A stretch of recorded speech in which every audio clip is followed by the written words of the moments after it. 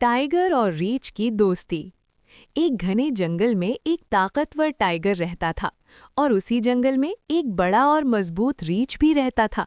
दोनों अपनी ताकत पर फख्र करते थे। वो अक्सर एक दूसरे से लड़ते रहते थे और जंगल के दूसरे जानवर उनकी लड़ाई से परेशान रहते थे। दुश्मनी। एक दिन टाइगर ने रीछ से कहा, "ये जंगल मेरा है, तुम यहाँ से चले जाओ।" रीछ गुस्से में बोला, "ये जंगल सबका है, मैं कहीं नहीं जा रहा।"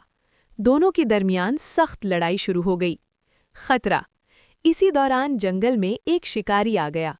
उसके पास बंदूक और जाल था। वो जानवरों को पकड़ने के लिए घात लगाकर बैठ गया। टाइगर और रीछ अपनी लड़ाई में मसरूफ थे और उन्हें इस खतरे का एहसास नहीं था। हकीकत का एहसास। अचानक एक गोली की आवाज आई। दोनों चौंक गए और उन्होंने देखा कि शिकारी उनकी तरफ बढ़ रहा है।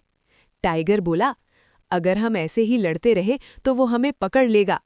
रीछ ने सर हिलाते हुए कहा, "हमें मिलकर इसका मुकाबला करना होगा।" इत्तेहाद। दोनों ने अपनी दुश्मनी भुला दी और एक प्लान बनाया।